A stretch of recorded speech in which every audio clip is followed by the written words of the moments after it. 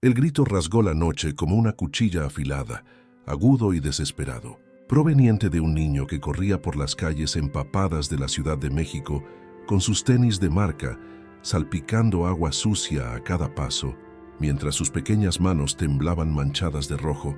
Sangre que no era suya, sino del hombre que más amaba en el mundo. Y Santiago Herrera, de apenas 7 años, ya no sabía a dónde ir porque aquel no era su barrio seguro de Polanco, con vigilantes y cámaras en cada esquina. Aquel era un lugar donde las luces parpadeaban débiles sobre callejones estrechos y donde su padre, Javier Herrera, el joven CEO que construyó un imperio tecnológico antes de los 35, ahora yacía inmóvil contra una pared de ladrillos 3 calles atrás, con una herida profunda en el costado izquierdo, resultado de una navaja que entró rápido y salió despacio dejando un rastro escarlata que parecía no tener fin. El chofer había intentado tomar un atajo por Iztapalapa, pensando que ahorraría 15 minutos, pero en vez de eso, encontró a 3 hombres de traje oscuro que no querían la cartera cara ni el reloj suizo. Querían algo mucho más valioso. Querían silencio permanente.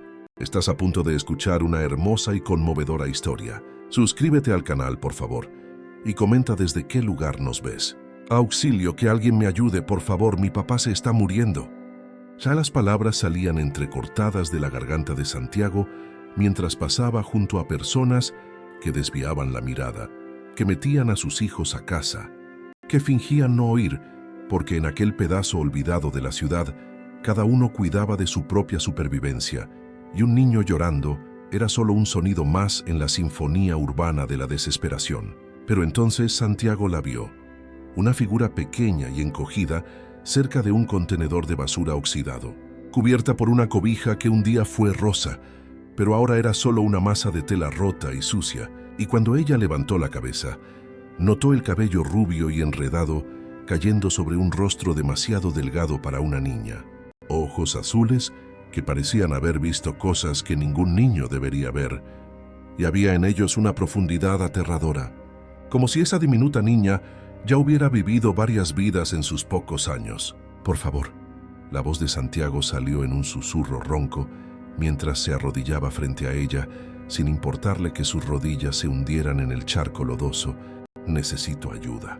Hay un hombre allá atrás y no se está moviendo, y hay tanta sangre y no sé qué hacer. La mayoría de los niños habrían gritado o huido, o se habrían congelado de miedo, pero aquella niña solo miró las manos temblorosas de Santiago manchadas de rojo, y después sus ojos llenos de pánico puro, y algo en ella cambió, como si un interruptor se hubiera accionado, y se levantó con una calma que desafiaba su edad y su situación.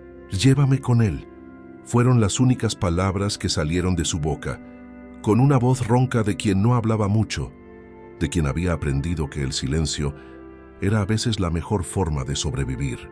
Y Santiago no cuestionó, no preguntó quién era ella o por qué una niña vivía sola en las calles. Solo tomó su mano fría y delgada y la arrastró de vuelta por las calles mojadas, sus pulmones ardiendo, su corazón latiendo tan fuerte que podía oírlo en sus oídos como tambores de guerra, anunciando una batalla que no sabía si podría ganar.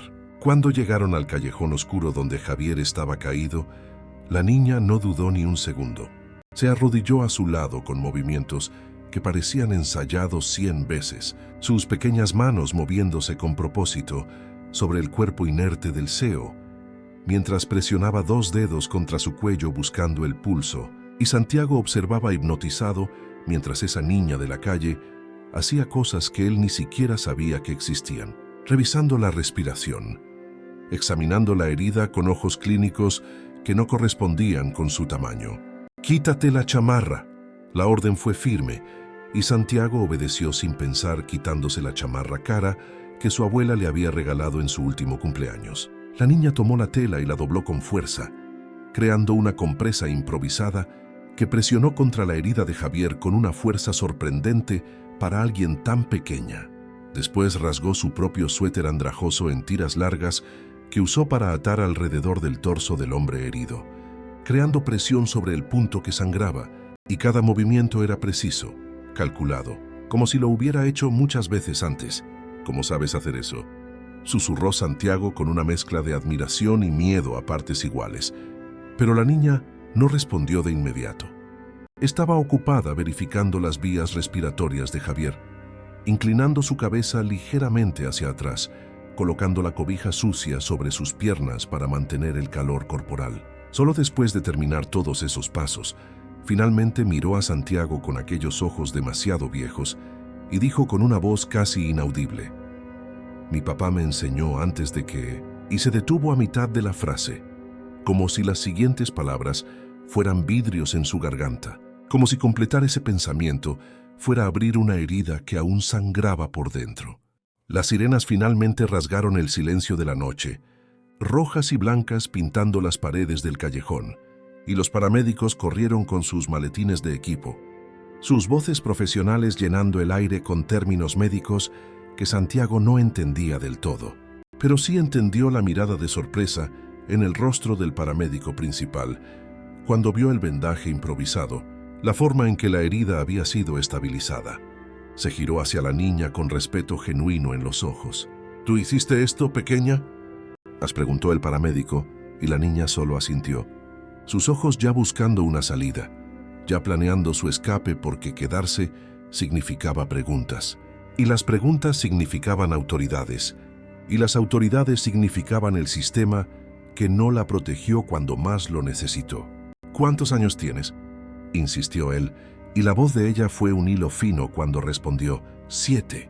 El paramédico negó con la cabeza incrédulo, mientras sus colegas colocaban a Javier en una camilla, estabilizando sus signos vitales, preparándolo para el traslado urgente. «Le salvaste la vida, niña. Le compraste el tiempo que necesitaba». Las palabras del paramédico quedaron suspendidas en el aire húmedo. Pero cuando Santiago se volteó para agradecerle adecuadamente a su salvadora, para preguntarle su nombre, para ofrecerle ayuda, ella había desaparecido como humo en la brisa nocturna, dejando solo una tira de tela rosa en el suelo mojado como prueba de que realmente había existido, de que no había sido solo una alucinación nacida de la desesperación. Y Santiago gritó su nombre sin siquiera saber cuál era. Gritó a la oscuridad que la había tragado, pero solo recibió silencio como respuesta. La ambulancia aceleró por las calles de la Ciudad de México, con las sirenas cortando la madrugada, y dentro de ella, Santiago sostenía la mano fría de su padre, mientras los paramédicos trabajaban con eficiencia practicada, insertando vías intravenosas, monitoreando la presión arterial, haciendo todo lo que podían para mantener ese corazón latiendo hasta llegar al Hospital Ángeles. Por un breve momento, los ojos de Javier se abrieron, vidriosos por la pérdida de sangre y el shock, y susurró a través de la máscara de oxígeno: «¿La viste, hijo? ¿Viste al ángel?». Y Santiago no supo qué responder, porque ella no parecía un ángel. Parecía solo una niña asustada y sola que sabía cosas que ningún niño debería saber. 3 días se arrastraron como 3 años, mientras Javier permanecía inconsciente en la habitación privada del hospital, tubos y cables conectando su cuerpo a máquinas que pitaban y zumbaban, monitoreando cada latido, cada respiración, cada señal de que la vida aún pulsaba dentro de él. Santiago no se apartó de su lado, excepto para duchas rápidas o para comer algo que no sabía a nada, porque su mente estaba atrapada en esa noche lluviosa, en ese callejón oscuro, en esa niña misteriosa que apareció cuando más la necesitaban y luego desapareció sin dejar rastro. La policía vino a hacer preguntas. Oficiales de traje que anotaban todo en sus libretas, pero parecían escépticos cuando Santiago describía a la niña, como si hubiera inventado una heroína para dar sentido al trauma, como si los niños de la calle con conocimientos médicos fueran personajes de fantasía y no la cruda realidad de la ciudad. Pero Santiago insistía: era real, ella salvó a mi papá, sabía exactamente qué hacer. Y los policías intercambiaban miradas que decían claramente que pensaban que el niño estaba en shock, procesando el trauma de ver a su padre casi perder la vida, creando narrativas para lidiar con el miedo. Cuando Javier finalmente despertó en la mañana del 4.º día, su primera palabra fue un nombre que no conocía: Sofía. Susurró y luego su voz se hizo más fuerte. «La niña, encontraron a la niña que me salvó». Santiago sintió lágrimas calientes rodar por sus mejillas mientras sostenía la mano de su padre. Desapareció, papá. La busqué por todas partes, pero se esfumó como si nunca hubiera existido. Y algo en la expresión de Javier cambió en ese momento. Una determinación de acero surgiendo por debajo del dolor y el agotamiento. «Vamos a encontrarla», dijo Javier con una firmeza que no admitía discusión. «No importa cuánto tiempo tome, no importa cuántos recursos tenga que usar. Vamos a encontrar a esa niña, y cuando lo hagamos, me aseguraré de que nunca más tenga que dormir en la calle, nunca más tenga que estar sola, nunca más tenga que tener miedo». Y Santiago asintió con la cabeza, porque sentía lo mismo. Esa conexión inexplicable que se forma cuando alguien te salva o cuando presencias un acto de valentía tan puro que cambia algo fundamental dentro de ti. Pero lo que Javier y Santiago aún no sabían era que los hombres que atacaron al CEO esa noche no eran ladrones comunes buscando dinero fácil. Eran ejecutores profesionales cumpliendo órdenes de alguien muy poderoso, alguien que quería a Javier Herrera eliminado por razones que iban más allá de los negocios o la competencia. Y esa niña misteriosa que salvó su vida, esa niña de la calle con ojos viejos y manos hábiles, no era solo una testigo al azar que casualmente sabía de primeros auxilios. Ella era Sofía Martínez, hija de Juan Carlos Martínez, el paramédico que 6 meses antes había presenciado algo que nunca debió haber visto. Y los mismos hombres que le arrebataron a sus padres ahora querían asegurarse de que ella nunca hablara de lo que sabía, nunca contara lo que vio, nunca conectara los puntos que revelarían una conspiración que llegaba hasta la cima de la pirámide del poder en la Ciudad de México. Sofía estaba en ese preciso momento agachada en la escalera de incendios del exterior de la habitación de Javier, observando a través de la ventana cómo el hombre que salvó finalmente despertaba, viendo la alegría en el rostro de su hijo, sintiendo algo oprimírsele en el pecho, una emoción que había enterrado 6 meses atrás, cuando se escondió en ese armario, escuchando cómo le robaban los últimos momentos de su madre. Una emoción llamada esperanza, que era peligrosa porque la esperanza hacía que la gente bajara la guardia, la esperanza hacía que la gente creyera que podía tener un futuro. Y cada vez que Sofía se permitía tener esperanza, cada vez que pensaba que quizás podría confiar en alguien, recordaba la noche en que lo perdió todo y el miedo volvía a congelarle la sangre. Así que bajó por la escalera de incendios con movimientos silenciosos que había perfeccionado durante meses viviendo en las sombras, fundiéndose con el paisaje urbano, volviéndose invisible porque no podía dejar que ese hombre y su hijo la encontraran. Todavía no. No hasta estar segura de que no estaban conectados con las personas que destruyeron su vida. 6 meses antes, Sofía Martínez era una persona completamente diferente. Una niña que vivía en un departamento sencillo, pero lleno de amor en la colonia Narvarte, con su padre Juan Carlos y su madre Fernanda, donde cada noche, después de la cena, su padre paramédico le enseñaba cosas que, según él, todo ser humano debería saber. Cómo revisar los signos vitales, cómo detener hemorragias, cómo reconocer cuando alguien necesitaba ayuda urgente. Y ella preguntaba con esa curiosidad infantil, ¿por qué necesito saber estas cosas, papá? Y él siempre respondía con una sonrisa amable, porque el conocimiento es poder, princesa, porque si sabes cómo ayudar a la gente, nunca te sentirás indefensa ante el mundo. Pero se equivocaba en esa última parte, porque 3 semanas después de su 7º cumpleaños, Sofía se sintió más indefensa de lo que jamás imaginó posible cuando su padre presenció algo durante una llamada de emergencia que nunca debió haber visto. Un encuentro entre hombres de traje caro y narcotraficantes en una calle desierta, donde una negociación salió mal y se dispararon tiros, dejando a un joven sangrando en el asfalto, y Juan Carlos, siendo el hombre honorable que era, salvó esa vida, pero también vio los rostros, reconoció las placas de los autos oficiales, entendió que aquello era más grande que un crimen común, era corrupción entretejida en el tejido del poder. Le dijo a su esposa que iba a testificar porque tenía que hacer lo correcto, y Fernanda le tomó las manos y lloró, pero estuvo de acuerdo porque conocía al hombre con el que se había casado, un hombre que no podía quedarse en silencio ante la injusticia, incluso cuando el silencio significaba seguridad.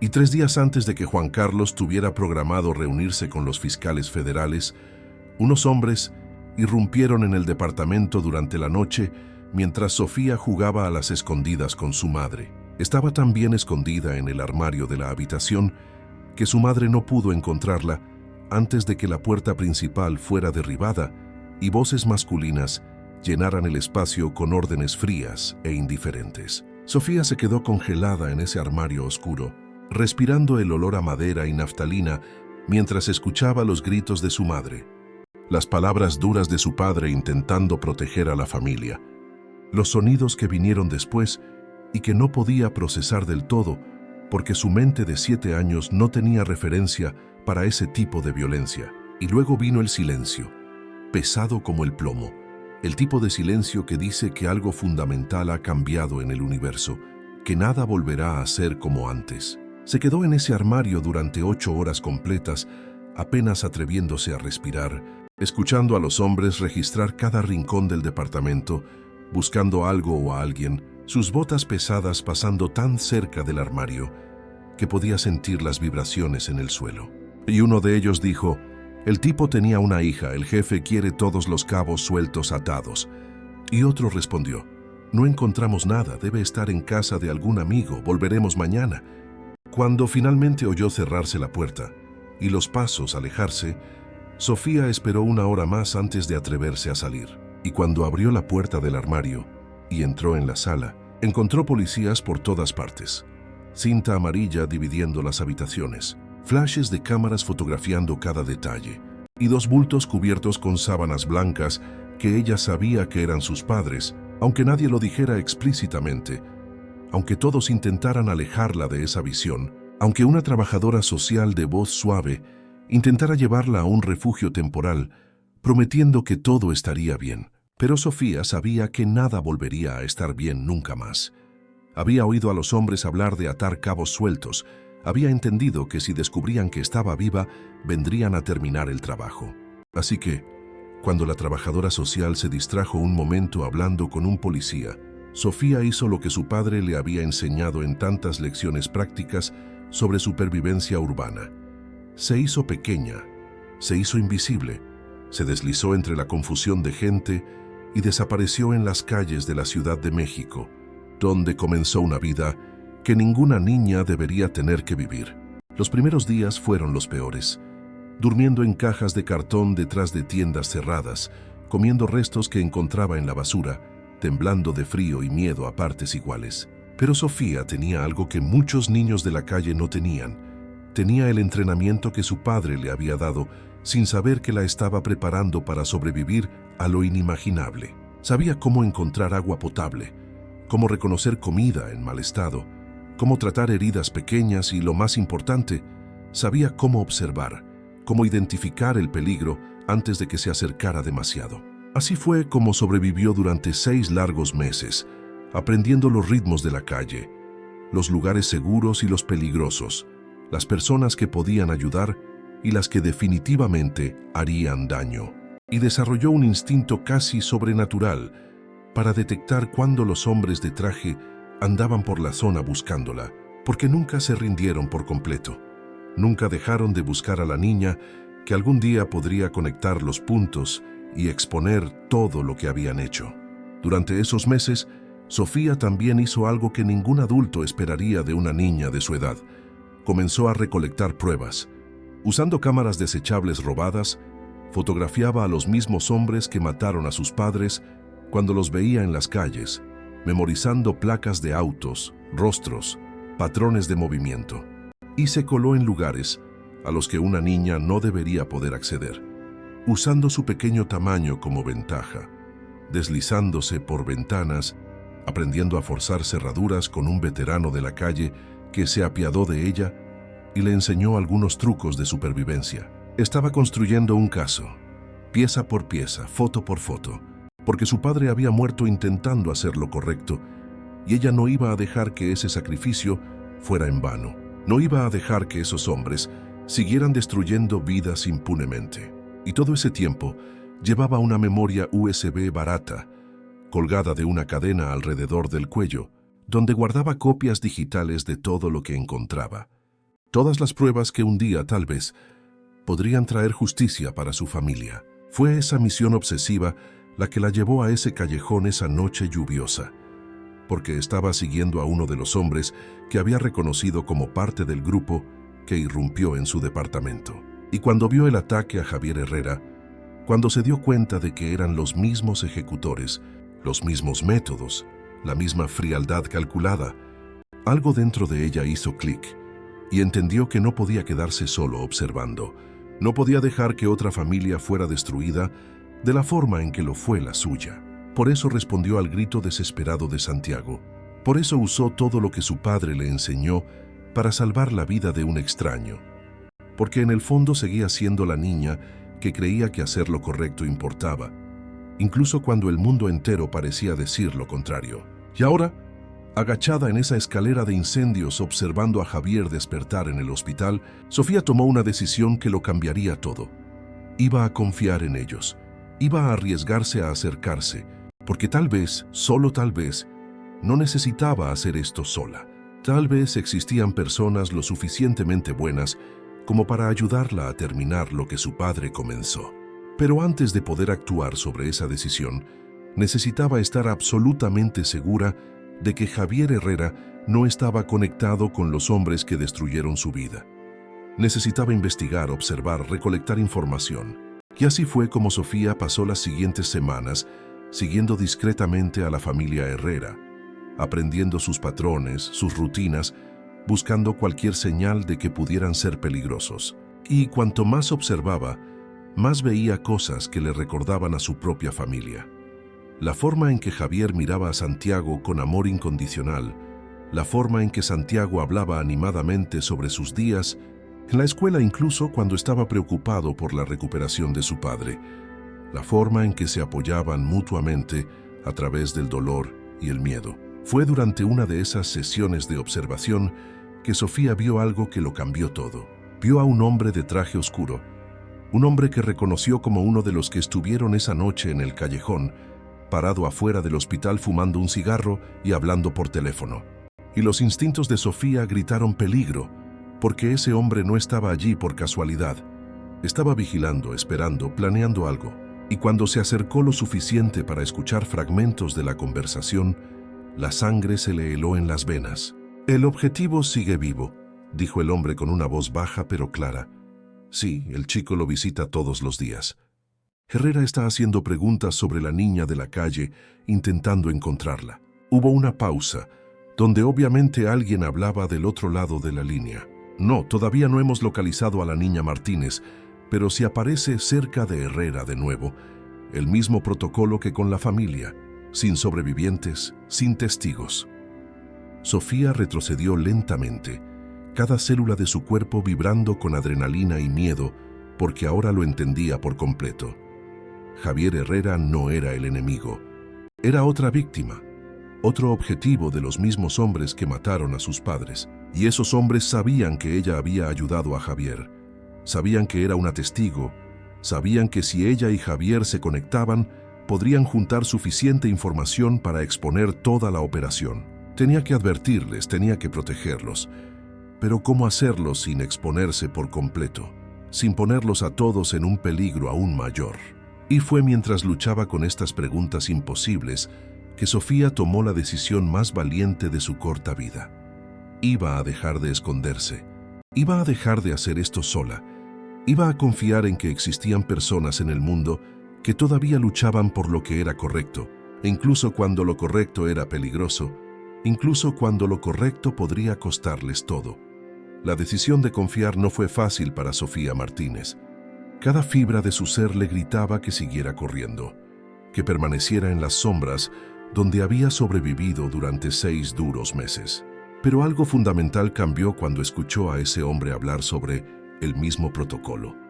Cuando se dio cuenta de que Javier y Santiago se encaminaban hacia el mismo destino que sus padres, a menos que alguien hiciera algo, a menos que ella usara el conocimiento que había recopilado tan meticulosamente. Esa noche, se infiltró en la oficina de seguridad del hospital usando habilidades que había perfeccionado en la calle, deslizándose por una puerta de mantenimiento que nadie revisaba adecuadamente, encontrando el sistema de cámaras que registraba cada pasillo, cada entrada, cada movimiento.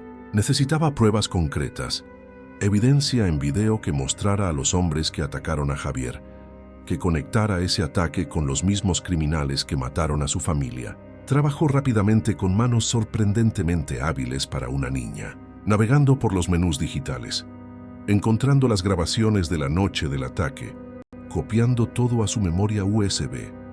Pero estaba tan concentrada en la tarea que no escuchó los pasos en el pasillo hasta que fue casi demasiado tarde, hasta que la manija comenzó a girar y solo tuvo segundos para esconderse. Sofía se lanzó debajo de la mesa de control, metiéndose en el espacio estrecho entre los archivos y la pared, haciendo su cuerpo pequeño, controlando su respiración. Reconoció los zapatos caros del hombre que entró, el mismo del cigarro, el mismo cuyas palabras por teléfono revelaron sus intenciones mortales. Y él habló de nuevo por su celular. Alguien ha estado aquí, alguien accedió a las grabaciones de la noche del ataque a Herrera. Del otro lado de la línea, Sofía imaginó que le daban órdenes, porque el hombre conectó algo a la computadora y comenzó a borrar los archivos, destruyendo evidencia, cubriendo rastros. El corazón de Sofía latía tan fuerte que estaba segura de que él podía oírlo, cada latido como un tambor anunciando su posición, pero se obligó a permanecer absolutamente inmóvil, absolutamente silenciosa, y escuchó al hombre decir: «Hecho, no hay registro de lo que pasó esa noche. Ahora, sobre la niña, si está recolectando evidencia, significa que se queda en la zona, probablemente observando a Herrera. Vamos a establecer vigilancia, y cuando aparezca, protocolo estándar». Después de que se fue, Sofía esperó 5 minutos completos que parecieron 5 horas antes de atreverse a moverse. Cuando finalmente salió de su escondite, revisó su memoria USB con manos temblorosas y descubrió que las grabaciones seguían allí. El hombre había borrado el disco duro, pero no pensó en verificar dispositivos externos.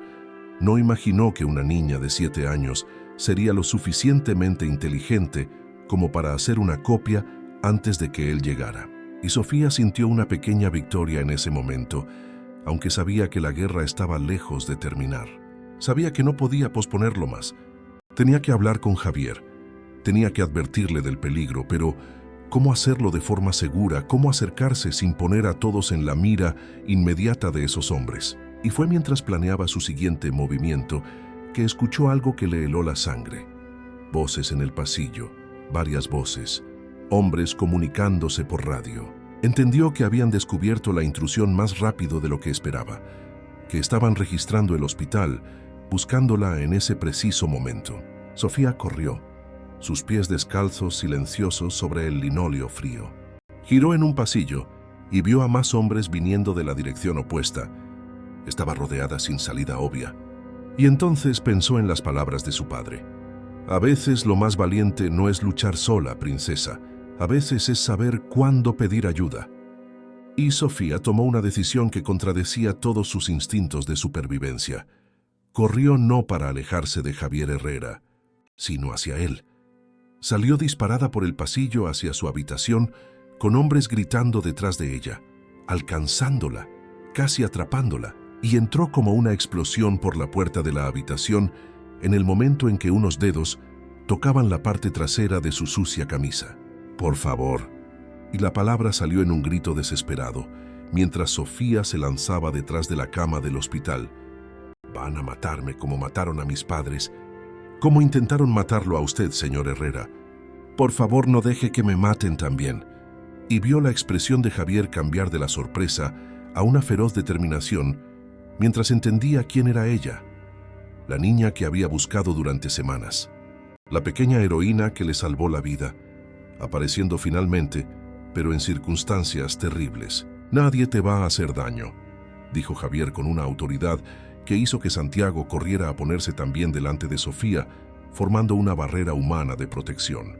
Y cuando 3 hombres de traje oscuro entraron por la puerta, con expresiones frías y profesionales, Javier apretó el botón de llamada de la enfermera y dijo con voz firme: Esta niña está bajo mi protección.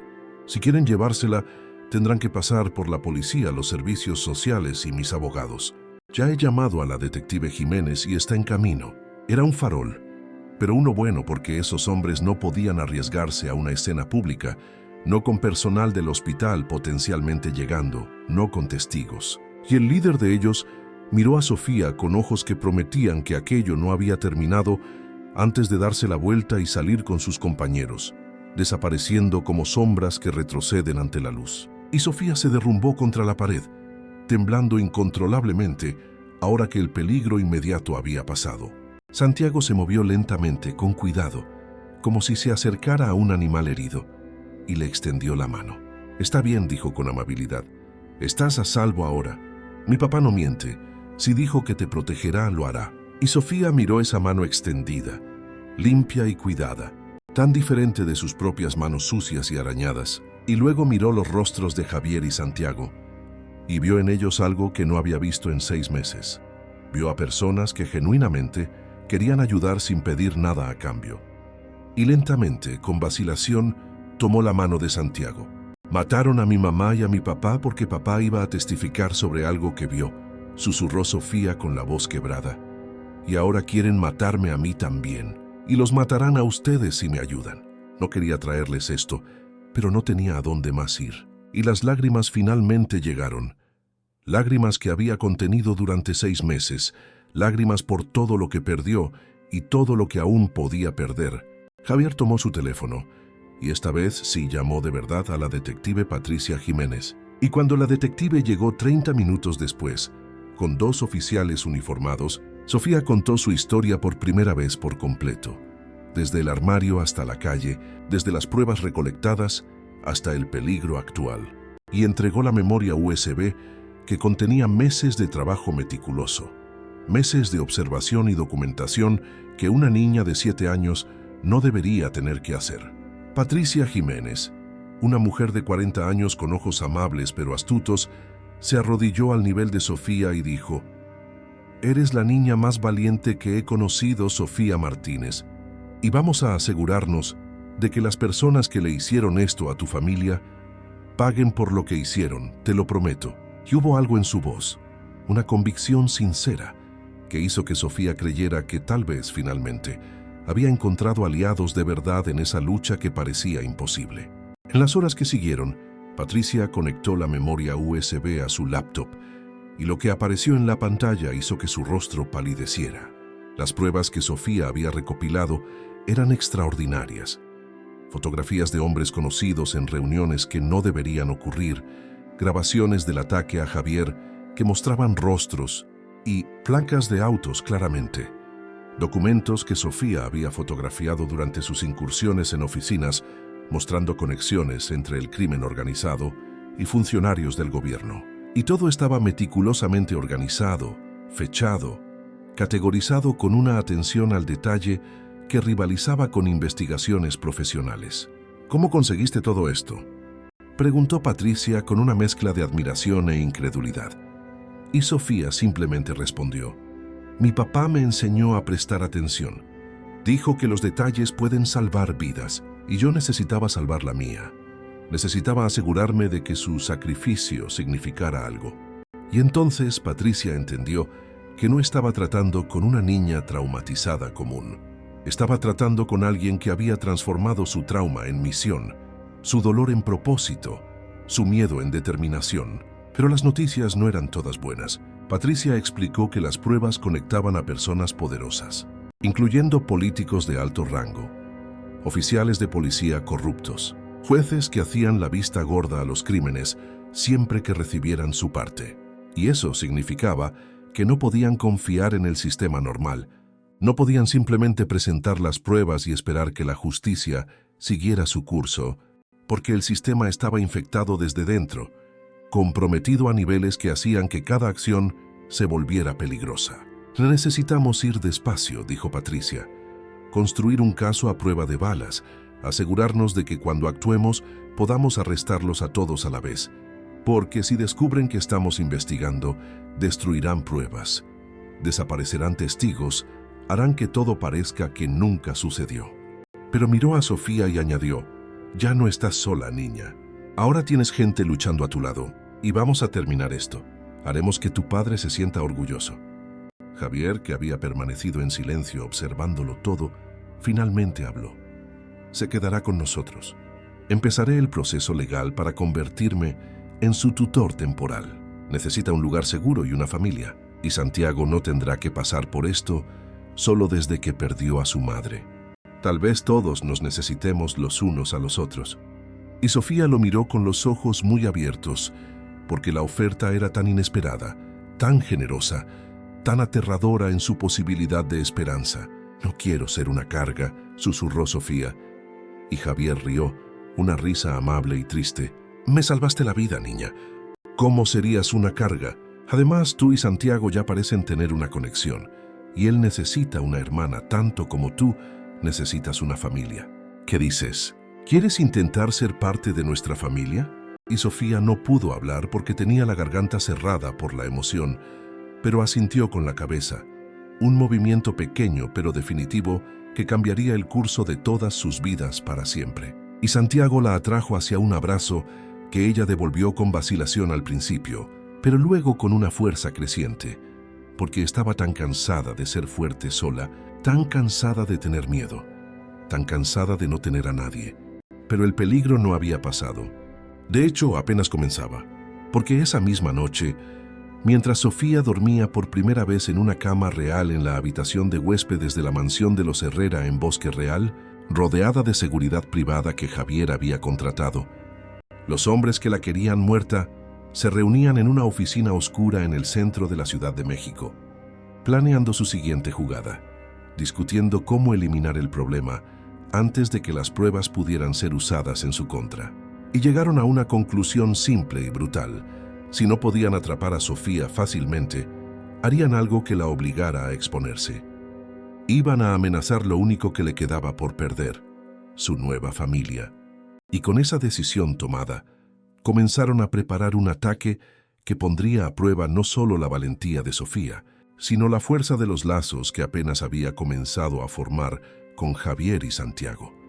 El amanecer llegó suave sobre Bosque Real, pero trajo consigo una tensión que Sofía podía sentir en los huesos. Se despertó en la habitación de huéspedes que Javier había transformado en un espacio acogedor, con paredes color durazno y una cama con sábanas que olían a lavanda, tan diferente de las cajas de cartón y los callejones fríos donde había dormido durante meses. Por un momento, simplemente se quedó allí, absorbiendo la sensación de estar a salvo antes de que la realidad del peligro volviera a pesar sobre sus hombros como una capa de plomo. En las 2 semanas siguientes, Sofía comenzó a aprender lo que significaba tener una familia de nuevo. Santiago le enseñó a jugar videojuegos y ella descubrió que era sorprendentemente buena en estrategia. Javier la llevó a comprar ropa nueva y ella eligió prendas prácticas con las que pudiera correr si lo necesitaba.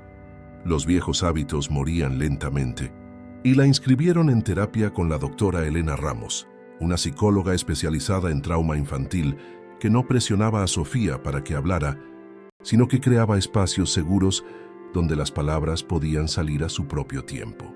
Pero mientras Sofía intentaba construir alguna apariencia de normalidad, Patricia Jiménez y su equipo de investigadores federales trabajaban incansablemente tras bastidores, usando las pruebas de Sofía para mapear toda la red de corrupción, identificando a cada jugador, cada conexión, cada punto débil que pudieran explotar.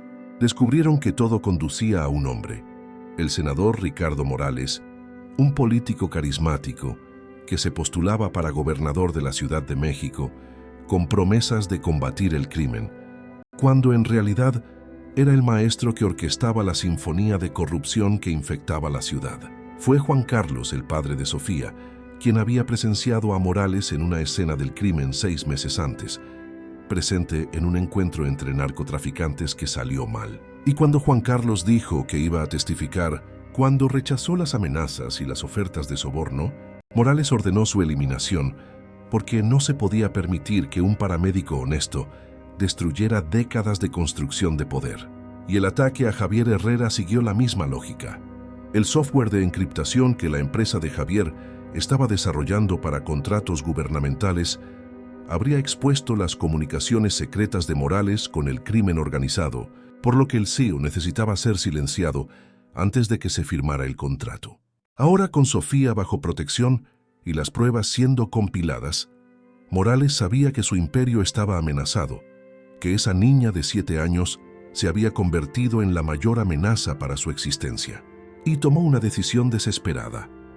Ordenó un ataque final a la mansión Herrera, una invasión coordinada que se apoderaría de las pruebas y eliminaría a los testigos en un único y brutal movimiento.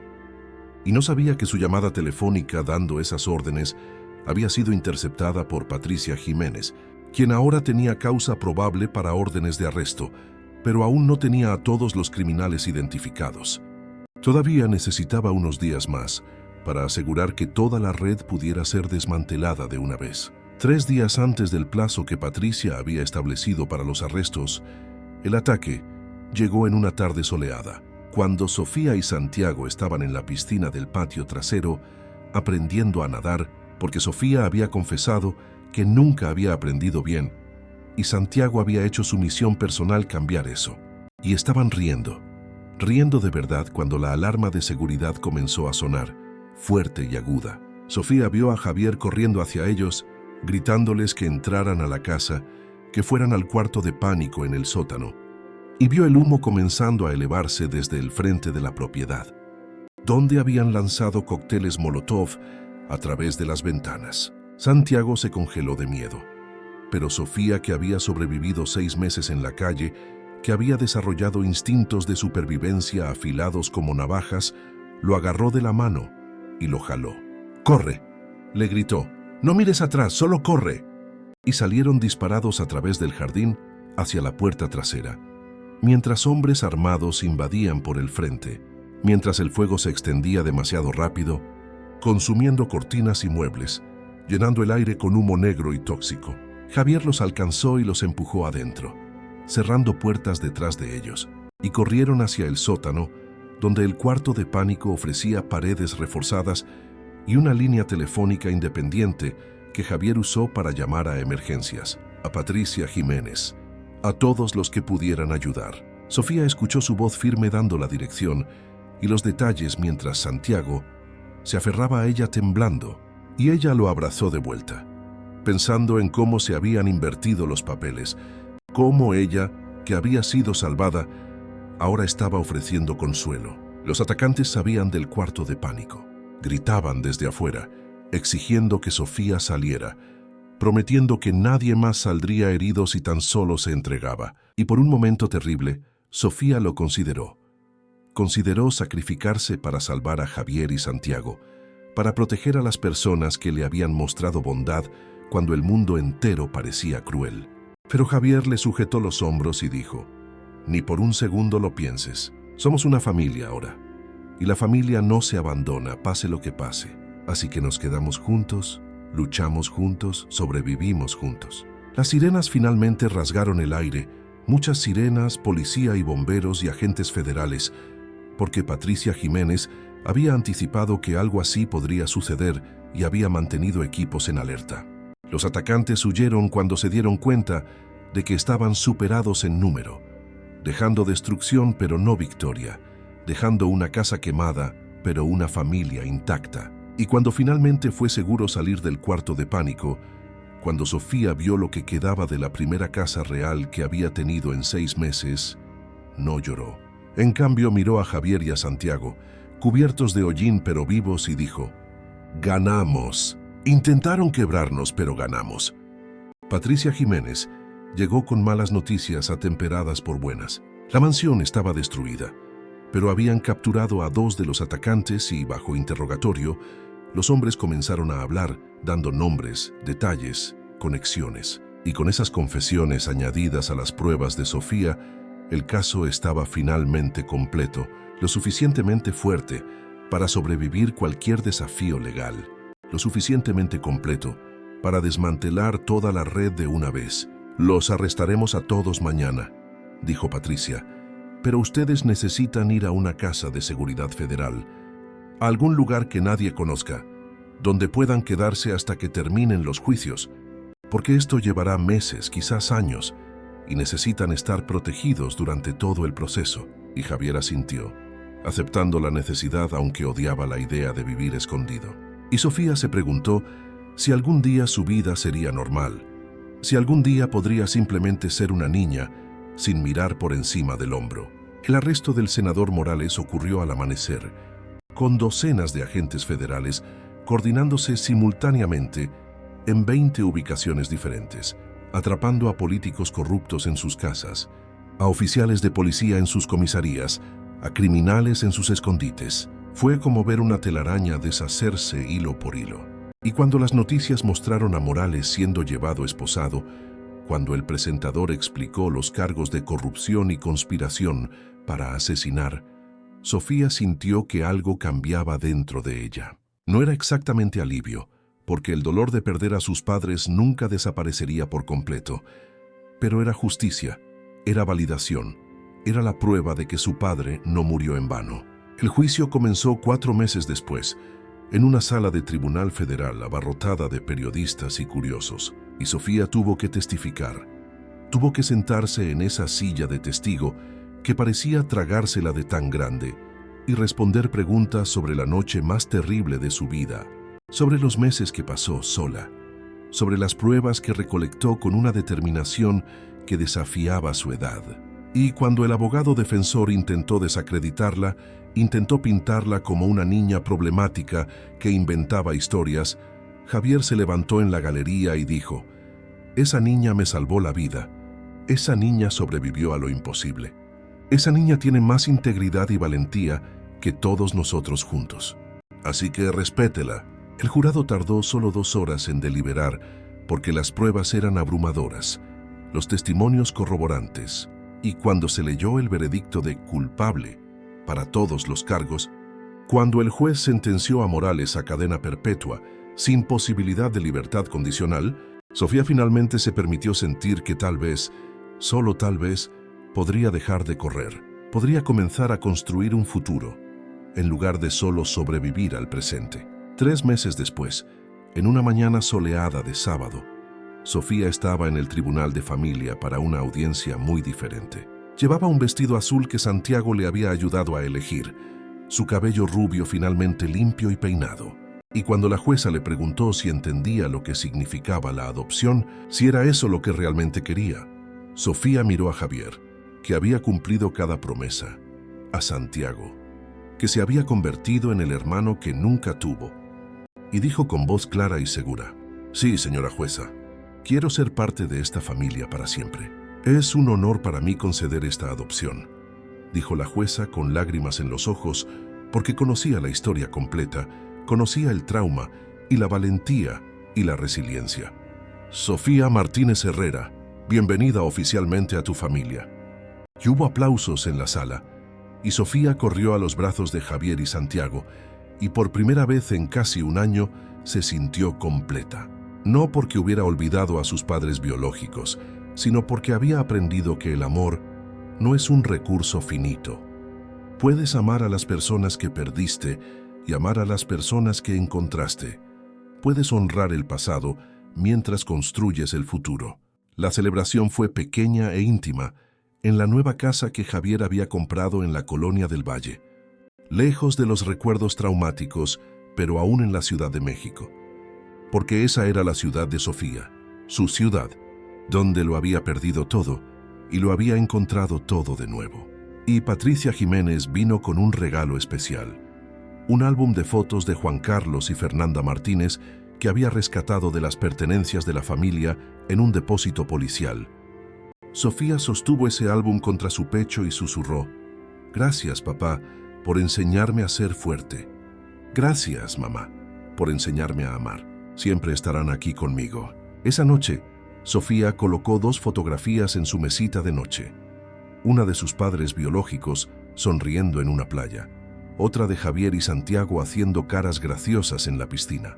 Y entendió que no tenía que elegir entre esas familias. Podía llevar a ambas en su corazón. Podía ser la hija de Juan Carlos y Fernanda siempre, y también ser la hija de Javier y la hermana de Santiago.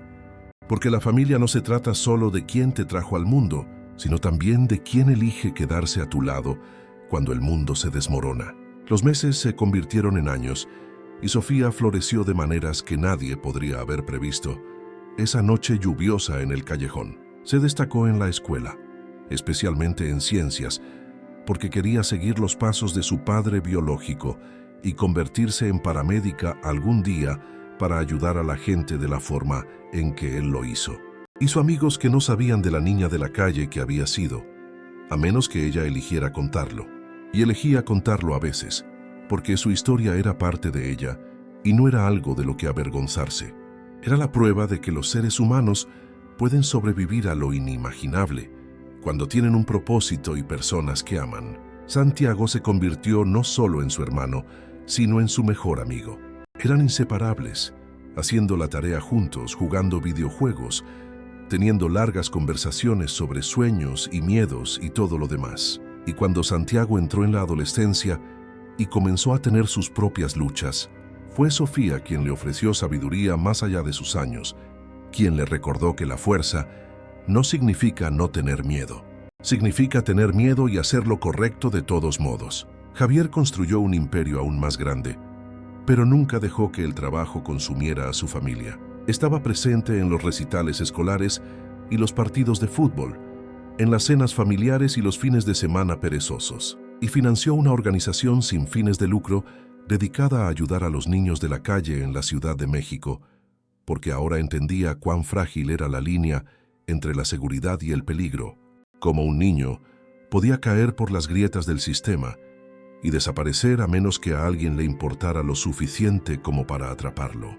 En la primera graduación de Sofía de la primaria, cuando subió al escenario para recibir el premio a la mejor alumna, Javier y Santiago estaban en primera fila aplaudiendo con orgullo. Pero Sofía miró más allá de ellos, hacia el cielo azul brillante y susurró: «Espero que puedan verme, papá y mamá. Espero que sepan que estoy bien, que encontré gente buena, que la valentía que me enseñaron salvó no solo mi vida, sino también la vida de otras personas». E imaginó que el viento cálido que tocó su rostro era la respuesta de ellos, una bendición, una aprobación, un recordatorio de que el amor nunca termina realmente, solo se transforma.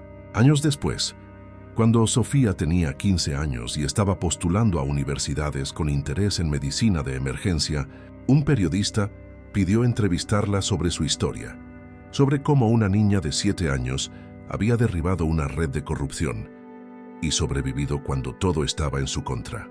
Y Sofía aceptó, pero solo si podía compartir un mensaje específico. «¿Qué quieres que la gente sepa?», preguntó el periodista con la cámara grabando. Y Sofía pensó cuidadosamente antes de responder. «Quiero que la gente sepa que incluso cuando todo parece imposible, incluso cuando lo has perdido todo y estás solo y asustado, tienes poder. El poder de elegir la valentía sobre la rendición, el poder de pedir ayuda cuando la necesitas, el poder de creer que existen personas buenas y que aparecerán si tan solo aguantas un día más, una hora más, un minuto más».